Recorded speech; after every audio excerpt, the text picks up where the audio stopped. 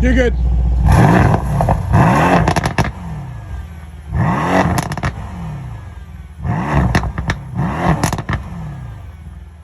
Alright, baffles closed. Alright.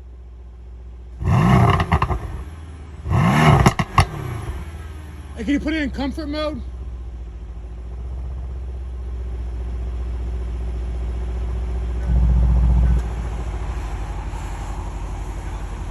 Alright.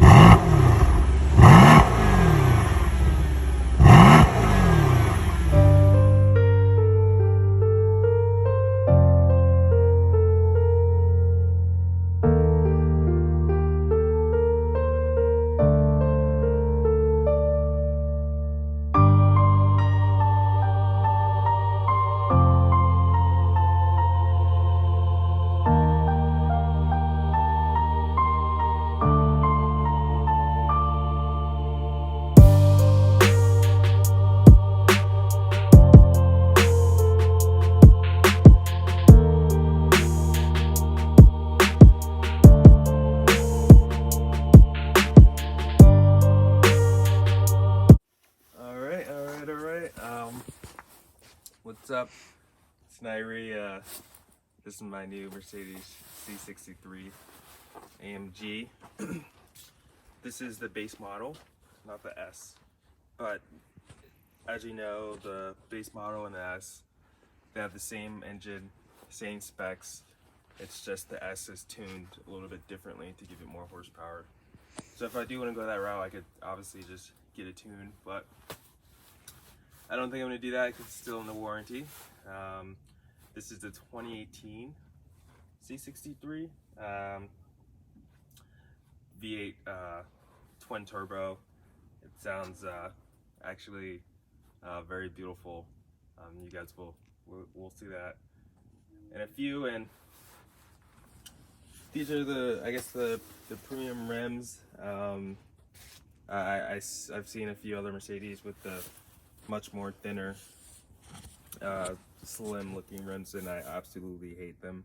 I think this is the right size and width that is just makes the car really pop out. And then you can see these huge massive brake calipers and a rotor. I still haven't decided yet if I'm gonna paint that red or keep them as is.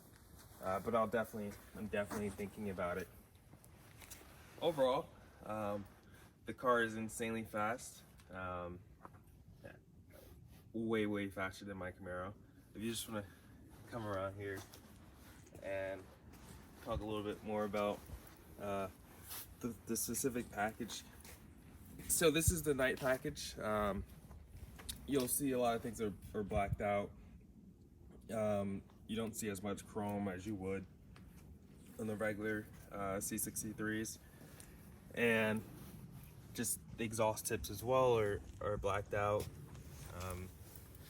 Only con is that I wish they were actual real exhaust tips, but it's just one pipe underneath. There's a few things in the Mercedes that I really love. That's one of the reasons that I picked this over the Camaro that I definitely still have, but I'm looking to sell, is that when you get inside of a Camaro, the technology is just not there. It looks like they just completely dropped the ball on the technology side. Sometimes my Bluetooth works, sometimes it doesn't. It's just a real hassle. Everything down to the font and the screen is really small. It just looks like a kid game. But don't get me wrong, the outside of the Camaro is beautiful. It looks very aggressive. So I think with this C63, you got the good mix of both. You get an aggressive looking vehicle, somewhat. I mean, for me personally, it is somewhat aggressive. But then you also get a very sleek and professional car and a vehicle that's, really grabs attention on the road. I must say, my Camaro, I think just from driving it to now, I think the Camaro first impressions did grab a little bit more attention. I think it's just because of that aggressive build and the front end of the fender and the rear, it gives you a much more tank vibe. Whereas this, it's a much more sleeker looking vehicle, and I think sometimes people have to try to figure out, okay, which type of AMG is this? Is this you know, your regular C300 or you know, your other C classes? But when you look at the back and then you hear it and you drive past them and you hear those pops, it's just absolutely insane. But I'm gonna take you guys inside of it, and you can look at the interior as well. So for me, the interior is just absolutely beautiful. You can just give a look there. And a good thing with Mercedes is that they have their own app where you could, you know, remote lock the car, remote start. You can send navigation points there, pretty much anything you need, which I found really cool. I think the only con about the Mercedes Me app is that it costs $600 for 4 years, so that's not something I was willing to pay at the moment. And I was on the phone with the sales lady, and I was like, nah, you know what, I just need a little bit more time. And then she would say, okay, how about 3 years for 400? And then I'm just like, no. And basically we kept going back and forth until she said, actually there's a free trial that you could use for 3 months. And I'm just like, you should have said that from the beginning. But no, I have a free trial. I think the app is very, it's okay, because I tried to start the car remotely, and I think it takes upwards of 5 minutes for it to start your car remotely, which is just outright absurd. The Camaro, you just click 2 buttons and it automatically starts up.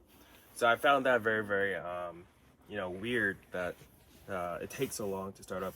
But maybe I need to take the car to a dealership and get things figured out a little bit more. There may be something technological wrong, or however you say it. But I'll take this to the front of the vehicle. And yeah, another great thing that I like about this specific C63 that I got is the emblem that lights up. I'll show you in a few. It's absolutely beautiful. I think just Mercedes wise, just to have an emblem at all that lights up, it's a real differentiator, especially when you look at other cars that don't necessarily have that feature. I think it's, you know, much more unique to Mercedes. And if feel free to comment if you guys know other cars who have that emblem. I feel like for me personally, I've only seen it on Mercedes. But I'll take you guys around to the side. As you can see, you got the V8 logos on both sides, which is really cool. I thought it was only one. And these rims are massive. I actually was supposed to get new tires today, but they had the wrong size. So these are 285s 30 19, and they ordered 285 30s 18. So just make sure. I think Mercedes is one of the only cars. This C63 is one of the only cars with one of those weird sizes. And you'll also see that the back 2 tires are wider and bigger than the front 2. And this is a rear-wheel drive model, so that's also another thing to keep in mind, that when you buy sets, you can't buy the full 4 sets and get that warranty for, you know, for a lifetime warranty, because you can't really rotate the tires, because it isn't you know, 4-wheel drive, or how Mercedes like to call it, 4matic.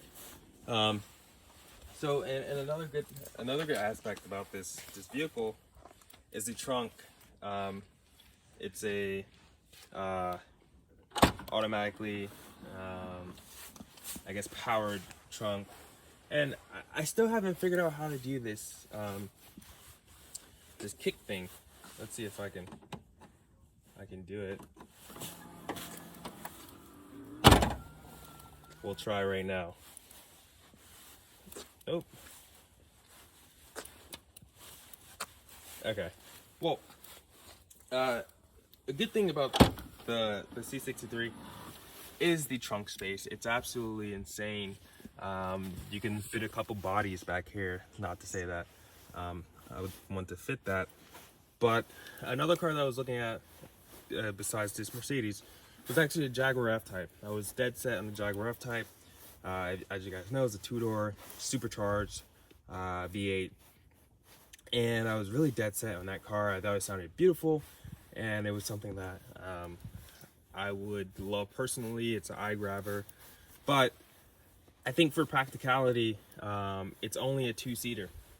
So that's another. Let me see, close this. So practicality is big. You know, when it's only you and another person that you can fit in the vehicle, it kind of limits what you can do, and also the trunk space, which is very small. So when I looked at this model and I looked at the pricing, pricing was similar.